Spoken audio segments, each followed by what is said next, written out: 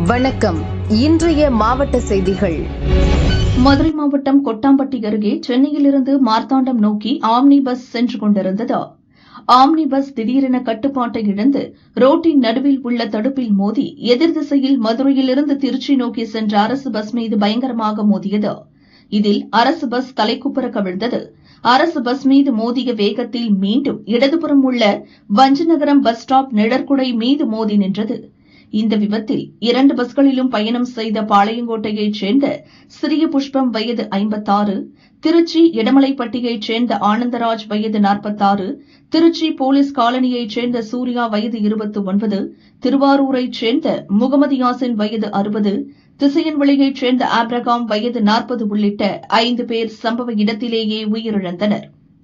சம்பவ இடத்தில் கொட்டாம்பட்டி போலீசார் காயமடைந்தவர்களை மேலூர் அரசு ஹாஸ்பிட்டலில் முதலுதவி சிகிச்சை அளிக்கப்பட்டு மேல் சிகிச்சைக்காக மதுரை அரசு ராஜாஜி ஹாஸ்பிட்டலுக்கு அனுப்பி வைத்தனர். அதில் சிகிச்சை பலனின்றி வஞ்சி நகரத்தினைச் சேர்ந்த பெருமாள் வயது 65 இறந்தார். டிஐஜி அபினவ் குமார், எஸ்பி தேவநாதன் ஆகியோர் சம்பவ இடத்தில் விசாரணை நடத்தினர்.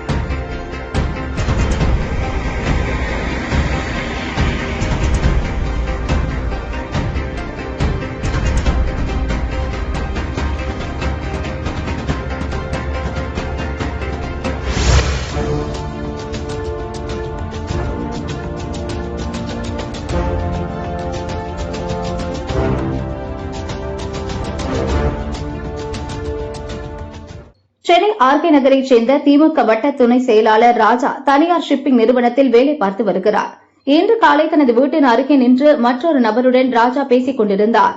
அப்போது பின்னால் இருந்து வந்த 2 மர்ம நபர்கள் திடீரென அவரை கத்தியால் சரமாரியாக வெட்டினர். உயிர் பிழைக்க ராஜா அங்கிருந்து தப்பி ஓட முயன்றார். ஆனால் அவரை விரட்டிச் சென்ற மர்ம கும்பல் மீண்டும் கத்தியால் சரமாரியாக வெட்டிவிட்டு தப்பிச் சென்றது. இரத்த வெள்ளத்தில் படுகாயமடைந்த ராஜாவை அக்கம்பக்கத்தினர் மீட்டு சென்னை ஸ்டான்லி அரசு மருத்துவமனைக்கு அனுப்பி வைத்தனர். அங்கு அவர் உயிருக்கு ஆபத்தான நிலையில் தீவிர சிகிச்சை பிரிவில் சிகிச்சை பெற்று வருகிறார். சம்பவம் குறித்து தகவல் அறிந்த ஆர்கே நகர் போலீசார் சம்பவ இடத்திற்கு விரைந்து வந்து அப்பகுதியில் உள்ள சிசிடிவி காட்சிகளை கைப்பற்றி வழக்கு பதிவு செய்து விசாரணை நடத்தி வருகின்றனர். முதற்கட்ட விசாரணையில் ராஜாவுக்கும் அதே பகுதியைச் சேர்ந்த ஒருவருக்கும் ஏற்கனவே முன்விரோதம் இருந்ததாகவும், மேலும் பெண் தொடர்பான பிரச்சினையும் இந்த தாக்குதலுக்கு காரணமாக இருக்கலாம் என்ற கோணத்தில் போலீசார் விசாரணையை தீவிரப்படுத்தியுள்ளனர். இந்நிலையில் வீட்டின் அருகே நின்று கொண்டிருந்த ராஜாவை மர்ம கும்பல் விரட்டிச் சென்று கத்தியால் வெட்டும் சிசிடிவி காட்சிகள் வெளியாகி பெரும் பரபரப்பை ஏற்படுத்தியுள்ளது. மதுரை தனக்கன்குளத்தில் நகைச்சுவை நடிகர் மதுரை முத்து இல்லத்தில் அமைக்கப்பட்டுள்ள நூலக திறப்பு விழா நடைபெற்றது. பட்டிமன்ற நடுவர் சாலமன் பாப்பையா நூலகத்தை திறந்து வைத்து மாணவ மாணவிகளுக்கு புத்தகங்கள், புத்தாடைகள் உள்ளிட்ட நலத்திட்ட உதவிகளை வழங்கினார்.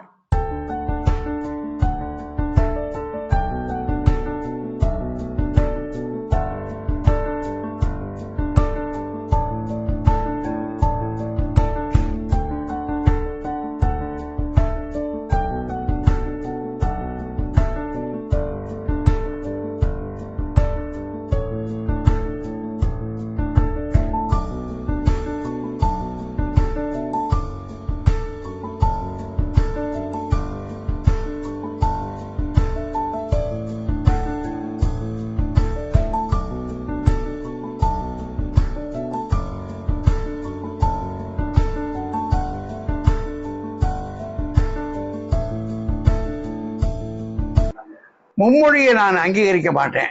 ஏன் அப்படின்னு சொன்னா, பல மொழிகள் படிக்கிறதுனால நமக்கு என்ன லாபம் இருக்குன்றது இப்போதைக்கு 2 மொழி தெரிஞ்சுக்கிறாங்க. இன்னொரு மொழி தெரிஞ்சுக்கிறதுக்கு எப்போ வாய்ப்பு வேணுமோ அப்போ தெரிஞ்சுக்கிடுவாங்க. அது தெரிஞ்சுக்கிறது உங்களுக்கு நல்லது. மற்றபடி 3 மொழியை கற்றுக்கொள்ளணும்ன்ற அவசியம் இல்லை. அது ஒருவேளை எனக்கு என்னமோ நாளை வேறு ஒரு மொழியை உள்ள திணிப்பதற்காக வரக்கூடிய வழியாக எனக்கு தோணுது. அதை நான் விரும்பலை. முதல்வருடைய ஆட்சி எப்படி இருக்கிறது? இப்ப இருக்க முதல்வரா கொஞ்சம் போகட்டும், காலம் போகட்டும், பார்ப்போம். இதுவரை நல்லா இல்லை. ஒருவேளை இனிமே பின்னாடி நல்லா இருந்தாலும் இருக்கலாம். அதனால பொறுத்து இருந்து தான் பார்க்கணும். அரசு சம்பளமாக்குறவங்களுக்கு வசதி இருக்கு.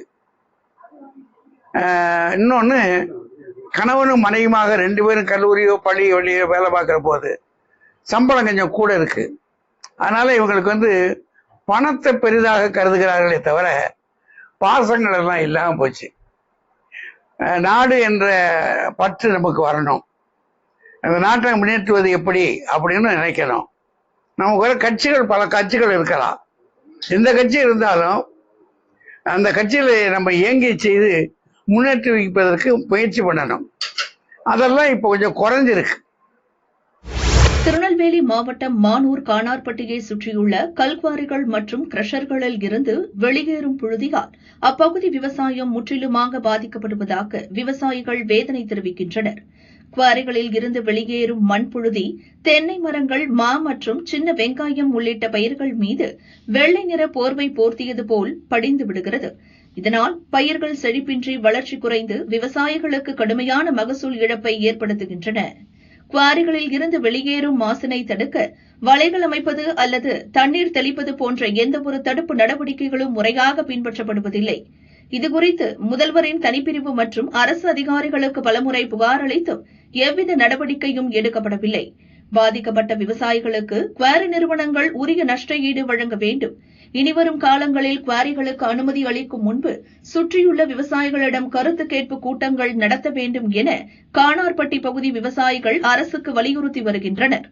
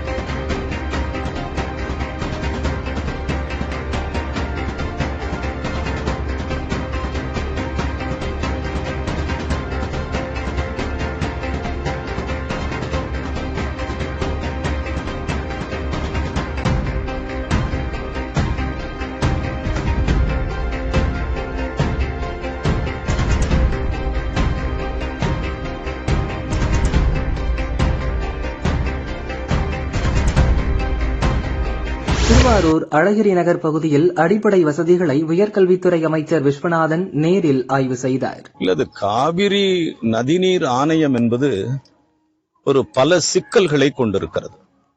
காவிரி ஒழுங்காற்று ஆணையம் ஒரு பக்கம், உச்ச நீதிமன்றம் ஒரு பக்கம், ட்ரிபுனல் ஒரு பக்கம், இப்படி பல்வேறு விதமான சிக்கல்களை கொண்டிருக்கிறது.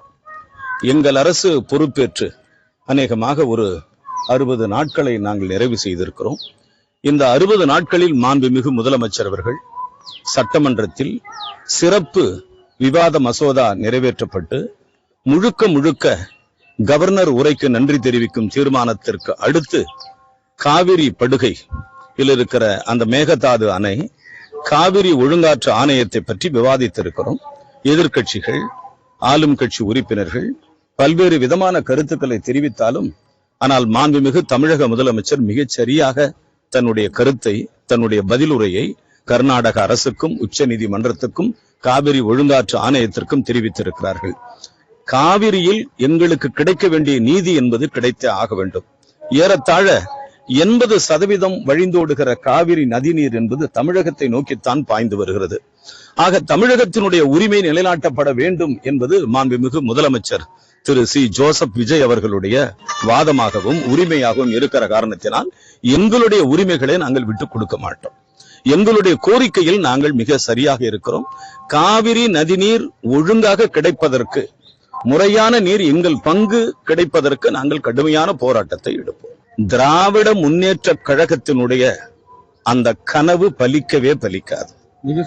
ஒரு மாதத்தில் விழுந்துவிடும், 2 மாதத்தில் விழுந்துவிடும் என்பதெல்லாம் அவர்கள் தீட்டுகிற திட்டத்தினுடைய மதிப்பீடாக இருக்கும். ஆனால் தமிழக வெற்றி கழகம் 5 ஆண்டுகள் நிலைத்த ஆட்சியை தமிழ்நாட்டில் வழங்கும். உங்க கூட்டணியில இருக்கக்கூடிய திருமாவளவன் அவர்களே சொல்லியிருக்காங்க, திமுகவும் தவேகவும் இணைந்து செயல்பட வேண்டும். இந்திய கூட்டணி செயல்படும் திமுக இல்ல, இது மாண்புமிகு நாடாளுமன்ற உறுப்பினர் அண்ணன் தொல் திருமாவளவன் அவர்களிடம் கேட்க வேண்டிய கேள்வி. இல்ல, உங்களோட கருத்து என்ன சார் இதுல? இல்ல, எங்க கருத்து என்ன கேட்டீங்கன்னா, எங்க கட்சி சார்பா கூட்டணியில இருக்கிறோம், அவ்வளவுதான் என் கருத்து. நாங்க கூட்டணியில இருக்கிறோம், அதுதான் எங்கள் கருத்து. மாண்புமிகு முதல்வர் அவர்களுக்கு ஆதரவாக இருக்கிறோம், அதுதான் எங்களுடைய கணக்கு. 5 ஆண்டுகள் இந்த கூட்டணி நீடிக்கும், அதுதான் எங்கள் கணக்கு. நன்றி.